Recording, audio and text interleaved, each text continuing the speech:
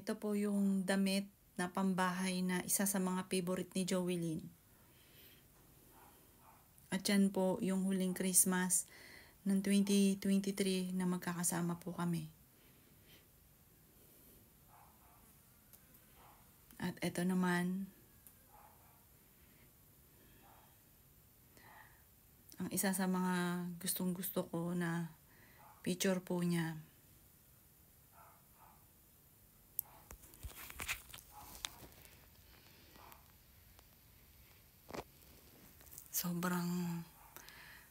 Sobrang ako po'y nanghihina kapag yung anak ko naalala ko.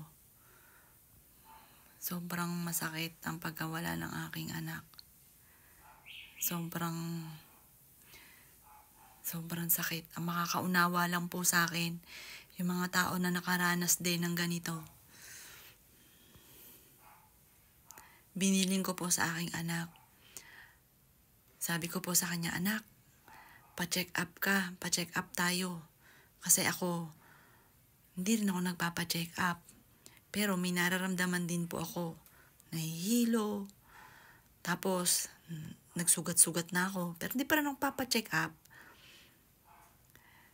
Yan po yung sinasabing ignorante sa kalusugan.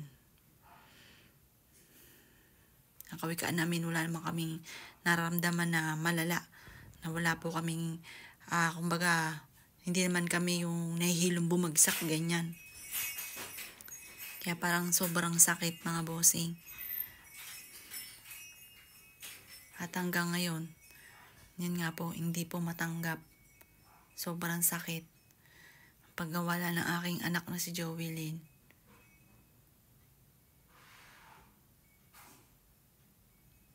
Ang sakit po sa puso. Gusto ko umiyak o matungal. Noong isang araw, umatungal na po ako sobrang miss ko siya. Nandun ako sa kabila. Habang nagbibidyo ko, bigla ko siyang naalala. Umatungal ako ng iyak. Talagang sakit-sakit talaga. Usapan namin, anak. Pag may nararamdaman ka, sabihin mo kaagad ha. Opo, mami. Anak, pa-check up tayo. Mami, wala to. Laging wala to.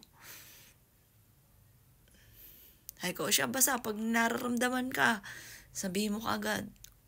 Opo naman ang opo. Napakagalang na bata. Opo, mami.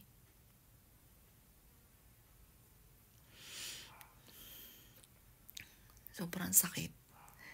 Pag nakikita ko yung biglang picture, nung wala na siya, nasa ospital siya, dinala namin siya sa ang